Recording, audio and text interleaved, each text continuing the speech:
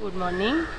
चलिए आज हम भाषा तरु में पाठ 1 भाषा, बोली और व्याकरण पढ़ने जा रहे हैं। तो भाषा क्या होती है? तो वह साधन है जिसके द्वारा मनुष्य अपने विचार दूसरों पर भली भांति प्रकट कर सकता है और दूसरों के विचार समझ सकता है। यह भाषा के अंतर्गत आता है। इसके 2 रूप होते हैं, मौखिक और लिखित। मौखिक क्या होता है? जब आमने सामने बैठे व्यक्ति आपस में बातचीत करते हैं अथवा कोई व्यक्ति भाषण, टेलीफोन आदि द्वारा अपने विचार प्रकट करता है तो वह मौखिक भाषा का रूप होता है। सेकंड है आपका लिखित भाषा। जब व्यक्ति दूर बैठे व्यक्ति को पत्र द्वारा अथवा पुस्तकों और पत्र पत्रिकाओं द्वारा अपने विचार बताता है तो वह लिखित भाषा का रूप होता है। मातृभाषा जिसे बालक अपने परिवार से सीखता है तो वह मातृभाषा होती है। जैसे अगर पंजाब में बच्ची जन्मी है तो पंजाबी भाषा बोलती है और मराठ में जन्मी मराठी, तो इस तरीके से वह मातृभाषा कहलाती। राष्ट्रभाषा जो किसी देश के अधिकतर निवासियों द्वारा समझी जाती है और प्रयोग में लाई जाती है तो वह राष्ट्रभाषा कहलाती है। अब राजभाषा जिसमें सरकारी कामकाज किया जाता है। तो भारत के 303 संविधान में भारत को हिंदी की राष्ट्रभाषा स्वीकार किया गया है। 14 सितंबर 1949 को राजभाषा के रूप में हिंदी को स्वीकार किया गया है। अब इसके बाद जो मानक भाषा होती है जिससे किसी भी उसको हम मान लेते हैं ना, तो भाषा के में एक ही वर्ण या शब्द की वर्तनी के एक से अधिक रूप प्रचलित जब हो सकते हैं तो ऐसे में अनेक किसी एक रूप को विद्वानों द्वारा मान्यता दे दी जाती है तो उसे हम मानक रूप, जैसे गई और गई। अब ऐसे हम लिखते हैं दंड और ए दंड, ऐसे इसको ये मानक रूप कहलाता है। अब आगे प्रादेशिक भाषा। जब कोई भाषा एक प्रदेश में बोली जाती है तो वह प्रादेशिक कहलाती है। तो भारत के संविधान द्वारा 22 भाषाओं को मान्यता प्रदान की गई है। अब भाषा और बोली। अब जो एक सीमित क्षेत्र में बोला जाए उसे बोली कहते हैं। कई बोलियों और उनकी समान बातों से मिलकर भाषा बनती है। दोनों में अंतर है, भाषा और बोली में। इसके बाद है लिपि। तो जब हम कोई भी शब्द लिखते हैं तो ध्वनियों को लिखने के लिए जो बोलते हैं तो ध्वनियों को लिखने के लिए जिन चिन्हों का प्रयोग किया जाता है तो वह लिपि कहलाती है। हिंदी की लिपि देवनागरी है, अंग्रेजी की रोमन है, पंजाबी की गुरुमुखी। तो अलग अलग भाषाओं की लिपि अलग अलग होती है।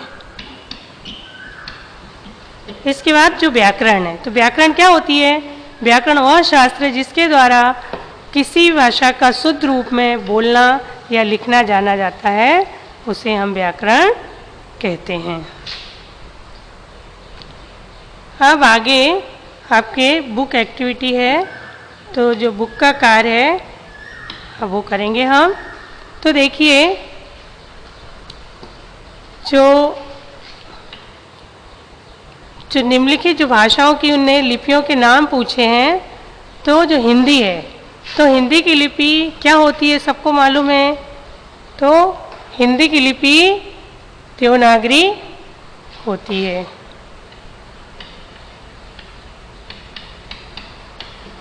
अब अंग्रेजी की रोमन लिपि है, उर्दू की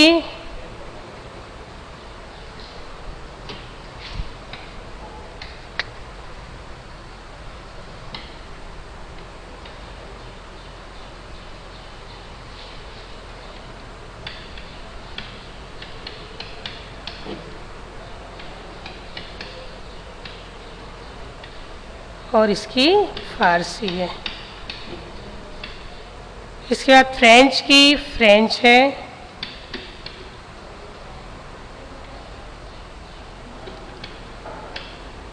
इसके बाद पंजाबी की गुरुमुखी है। और नेपाली की देवनागरी। अब इसके बाद सही या गलत। तो देवनागरी लिपि दाएं से बाएं लिखी जाती है, तो ये क्या होना चाहिए, सही या गलत? क्योंकि देवनागरी लिपि कैसे लिखी जाती है, बाएं से दाएं, इसलिए क्या होगा, ये रॉन्ग होगा। अब भारत के संविधान के अनुच्छेद 343 द्वारा हिंदी को भारत की राजभाषा घोषित किया गया, ये सही है आपका। भाषा शब्द संस्कृत की भाष धातु से बना है जिसका अर्थ है लिखना। क्या है इसका अर्थ, लिखना है? नहीं, इसका अर्थ है बोलना, इसलिए क्या होगा, ये गलत होगा। अब भाषा दुनिया के कामकाज की बुनियाद है, तो हर कामकाज हमारा इसी से किया जाता है, तो इसलिए सही है। अब व्याकरण भाषा के अधीन है और भाषा के अनुसार बदलता है, नहीं, यह भाषा के अधीन नहीं है, इसलिए क्या हो जाएगा, ये गलत। अब 14 सितंबर को प्रतिवर्ष हिंदी दिवस मनाया जाता है, सही है। अब आगे खालिस्तान है, तो भारत के संविधान द्वारा कितनी भाषाओं को मान्यता प्रदान की गई है, तो 22 भाषाओं को मान्यता दी गई है। हिंदी की बोलियों की संख्या कितनी है, 17 है। जब कोई भाषा एक प्रदेश में बोली जाती है तो उसे हम क्या कहते हैं, प्रादेशिक भाषा।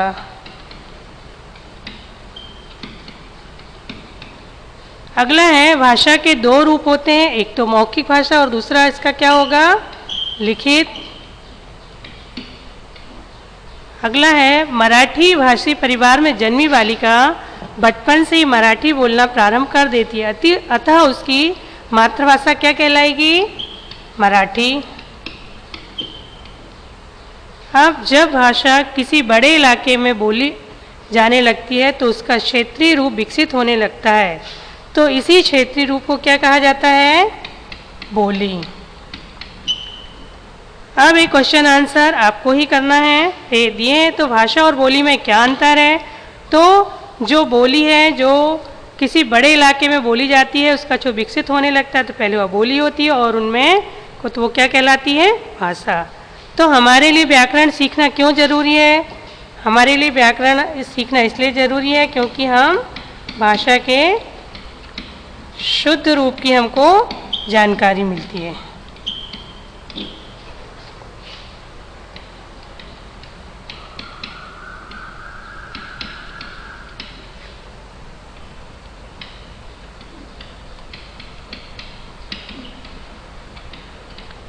आगे हैं आपके प्रश्नोत्तर।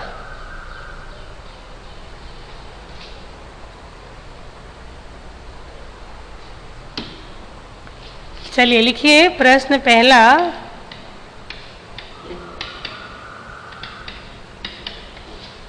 भाषा किसे कहते हैं,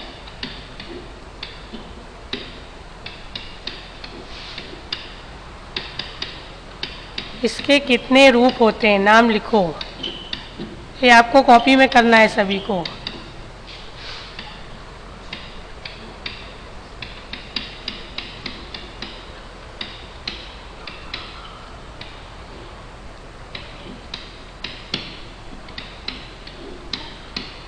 प्रश्न नंबर 2 है, मातृभाषा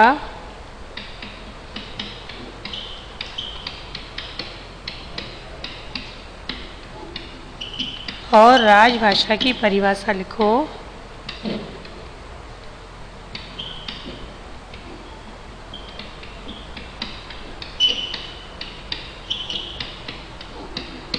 प्रश्न 3, 5 भाषाओं के नाम लिखिए।